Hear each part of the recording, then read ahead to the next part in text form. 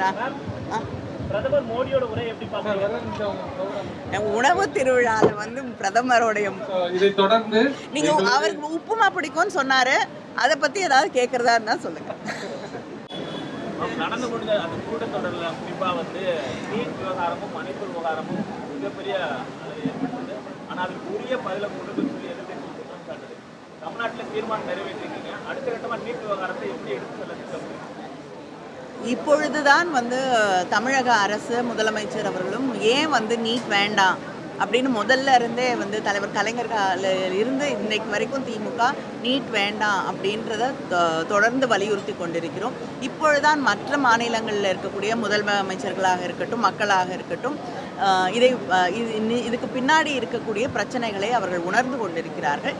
அதனால் நிச்சயமாக இன்றைக்கி எல்லாருடைய குரலும் நீட் வந்து எதிர்ப்பு குரலாக மாறக்கூடிய ஒரு சூழல் உருவாகி இருக்கு. தொடர்ந்து பாராளுமன்றத்தில் ஏன்னா நிச்சயமாக அவங்களால வந்து ஒரு நாள் அவையை நீட்டித்து கூட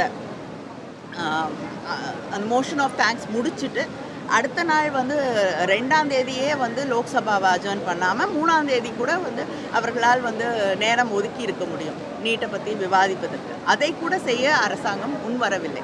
அதுதான் வந்து அதே போல் மணிப்பூரை பற்றியும் பேசுவதற்கு வாய்ப்பு கூட மறுக்கப்படுகிறது. இந்த சூழல் தான் அங்கே நிகழ்ந்து கொண்டிருக்கிறது. அதனால் நிச்சயமாக தொடர்ந்து திராவிட முன்னேற்ற கழகம் இப்பொழுது மற்றவர்களும் உணர்ந்து கொண்டிருக்கக்கூடிய இந்த சூழலில் தொடர்ந்து வலியுறுத்துவோம். நிச்சயமாக வந்து நீட்டிலிருந்து பிள்ளைகளுடைய எதிர்காலத்தை பாதுகாக்க வேண்டிய கடமை அத்தனை பேருக்கு.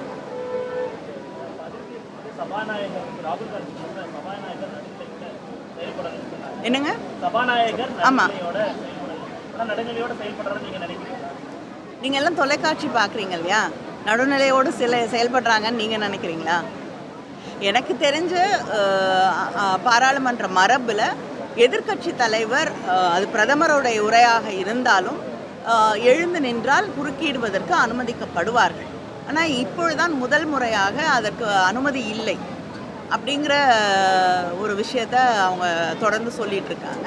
அதனால் யாருமே வந்து இந்த பக்கம் எதிர்க்கட்சியில் இருக்கக்கூடியவர்கள் பேசும் பொழுது யார் வேண்டுமென்றாலும் குறுக்கிடலாம். ஆனால் அங்கே ஆளுங்கட்சியில் இருக்கக்கூடியவர்கள் பேசும்பொழுது யாருக்குமே குறுக்கிடக்கூடிய உரிமை இல்லை. அப்படிங்கிறது தான் வந்து நடுநிலைமையான்னு எனக்கு தெரியல.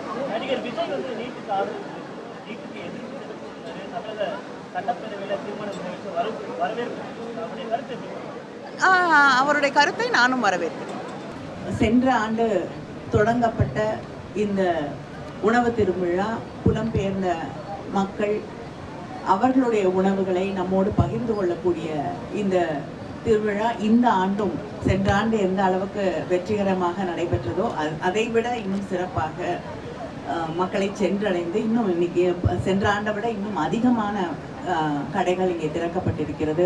பல பேர் இந்த நிகழ்ச்சியிலே பங்கேற்று கொண்டிருக்கிறார்கள். அவர்கள் அத்தனை பேருக்கும் முதலில் என்னுடைய வாழ்த்துக்களை தெரிவித்துக் கொள்கிறேன், நன்றியையும் தெரிவித்துக் கொள்கிறேன். திரு வளன் அவர்களும் UNHCRம் இணைந்து அவரும் அதில் ஒரு அங்கம் தான். இங்கே இருக்கக்கூடிய அத்தனை பேரும் இணைந்து இந்த ஆஃபர் வந்து முதல்ல தூத்துக்குடியில் நாங்கள் வந்து எங்களுடைய இந்த உணவு அங்கே இருக்கக்கூடிய இலங்கை தமிழர்களுடைய உணவு பாரம்பரியத்தை நம்முடைய மக்களோடு பகிர்ந்து கொள்ள வேண்டும் என்று தொடங்கப்பட்டது தான் ஓலைப்புட்டு. அதில் ஆஃபர் திரு மகாதேவன், UNHRC அவங்க அத்தனை பேரும் இணைந்து அதை அவர்களுக்கு உருவாக்கி தந்தார்கள். இப்பொழுது பல இடங்களிலே இந்த உணவகங்கள் அந்த மக்களுடைய உணவை இன்று கொண்டு வந்து வைக்கக்கூடிய அளவிற்கு ஒரு திருவிழாவாக இதை இன்று உருவாக்கி இருக்கக்கூடிய ஒரு சூழலை பார்க்கும் பொழுது மிகுந்த மகிழ்ச்சியையும் நம்பிக்கையையும் தரக்கூடிய ஒன்றாக இருக்கிறது. ஆனால் இன்றைக்கும் இங்கே இருக்கக்கூடிய நம்முடைய சகோதரர்கள் சகோதரிகள் இந்த நாட்டை ஒரு புகலிடமாக உருவாக்கி கொண்டிருக்கக்கூடிய அவர்களுக்கு நாம் செய்ய வேண்டியது இன்னும் அதிகமாக இருக்கிறது. ஏன்னா அவங்களுக்கு வேலை கிடைக்கிறது அப்படிங்கிறதெல்லாம் வந்து இன்னைக்கும் ஒரு பெரிய சவாலாக இருக்கக்கூடிய ஒரு சூழலைத்தான் நாம் சந்தித்து கொண்டிருக்கிறோம். ஆனால் நம்முடைய முதலமைச்சர் அவர்கள் அவர்களுக்காக இன்று வீடு கட்டுவதாக இருக்கட்டும், அவர்களுடைய வாழ்க்கையை சீரமைத்து தருவதற்காக பல்வேறு திட்டங்களை தொடர்ந்து அவர்கள் உருவாக்கி தந்து கொண்டிருக்கிறார்கள். அந்த வகையிலே முதலமைச்சர் அவர்களுக்கு நான் நன்றியை தெரிவித்துக் கொள்ள விரும்புகிறேன்.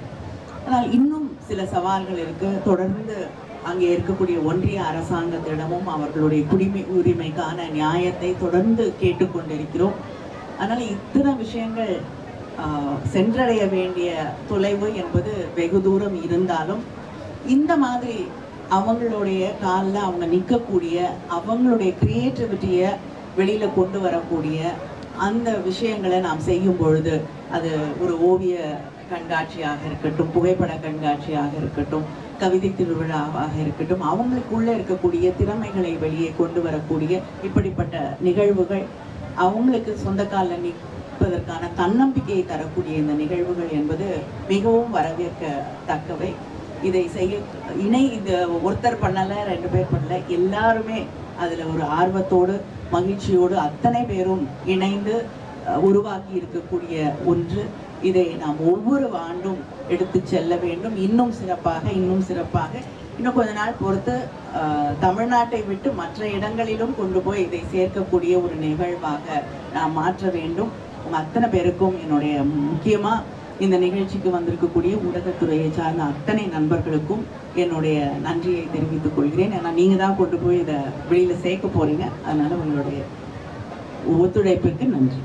நான் விமென்ஸ் கிறிஸ்டியன் காலேஜ்லேருந்து வரேன். நாங்கள்லாம் இன்டர்நேஷ்னல் ஸ்டடீஸ் ஸ்டூடெண்ட்ஸ். ஸோ எங்களோட சிலபஸ்லேயுமே நாங்கள் வந்து இந்த ரெஃப்யூஜிஸ், UNHCR பற்றிலாம் நிறையா படிச்சிருக்கோம். பட் இதை லைவாக பார்க்குறது அண்ட் ஒரு இன்க்ளூசிவாக ஒரு ஃபுட் ஃபெஸ்டிவல் கண்டக்ட் பண்ணுறது ரொம்ப நல்ல விஷயம். அண்ட் இங்கே entry charges free and prices are really reasonable. And நீங்கள் ஒரு 200 rupees எடுத்துகிட்டு வந்தீங்கனாலே நல்லா வயிறு ஃபுல்லாக சாப்பிட்டுட்டு போகலாம். Really good. அண்ட் இங்கே சாப்பிட்டதில் எனக்கு appam egg appam with chicken and sambal was really good. ரொம்ப ஸ்பைஸியாக நல்லா பேலன்ஸ்டாக இருந்தது. இங்கே இருக்கிற ஸ்வீட் டிஷ்ஷஸ், ஜூஸஸ் எல்லாமே ரொம்ப நல்லாயிருக்கு. அண்டு ரீசனபிளாக ஒரு ப்ரைஸில் நல்ல டிஃப்ரெண்ட் வெரைட்டிஸ் ஆஃப் ஃபுட் சாப்பிட்டுட்டு போகலாம் ஹாப்பியாக. நாங்கள் சிவகங்கை மாவட்டம் காரையூர் இலங்கை தமிழர் மறுவாழ்வு முகாமிலிருந்து வந்திருக்கோம். UNHCR மற்றும் பல NGOக்கள் இணைந்து நடத்தும் உலக புலம்பெயர்ந்தவர்கள் தினத்தை முன்னிட்டு நடைபெறும் ஊரும் உணவும் நிகழ்விற்கு வந்திருக்கின்றோம். இன்றைய தினம் இலங்கை பாரம்பரிய உணவான ரொட்டி, அதுக்கப்புறம் சம்பல், சுசியம், பருப்பு வெள்ளைக்கறி, சிக்கன் கிரேவி, இதெல்லாமே இலங்கை பாரம்பரிய உணவுகளில் ஒன்று. இந்த உணவுகளை நாங்கள் இன்றைக்கி இங்கே தயார் செய்திருக்கிறோம். நாங்கள் மகளிர் கிறித்துவ கல்லூரியிலேருந்து வந்திருக்கோம் சார். நாங்கள் international studies department, post graduate டிபார்ட்மெண்ட்லேருந்து எங்கள் ஸ்டூடெண்ட்ஸ் எல்லாரையும் கூட்டிகிட்டு வந்திருக்கோம். இங்கே டீச்சர்ஸ் அண்ட் ஸ்டூடெண்ட்ஸ் வந்திருக்கோம்.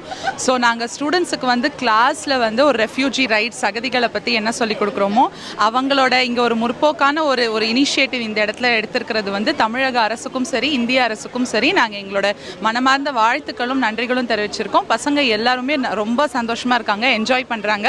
அண்ட் ரொம்ப குறிப்பாக சொல்ல போனோம்னா இங்கே இருக்கிற பாரம்பரிய உணவுகள் எல்லாத்தையுமே நாங்கள் டேஸ்ட் பண்ணி ருசித்து பார்த்து ரொம்ப தரமாக செஞ்சுருக்காங்க, ரொம்ப க்ளீனாக செஞ்சுருக்காங்க அண்ட் ரொம்ப டேஸ்ட்டாகவும் இருக்குது. ஸோ இந்த மாதிரி ஒரு நல்ல இனிஷியேட்டிவ் கவர்மெண்ட் எப்போவுமே எடுக்கணும். அண்ட் இந்த எங்களை மாதிரி ஹையர் எஜுகேஷன் இன்ஸ்டிடியூஷன்ஸுக்கு இந்த வாய்ப்பு கொடுத்ததுக்கு ரொம்ப நன்றி சார். காஸ்ட்லாம் எப்படி இருக்கு? சாரிங்க சார், காஸ்ட் எப்படி? ரேட் ரொம்ப மலிவு விலையில் இருக்குது. ஏன்னா தரமான சாப்பாடு கொடுக்குறாங்க. ஸோ கண்டிப்பாக விலையும் அவங்களுக்காக போகிறதுனால ரொம்ப மலிவாகவே இருக்குது.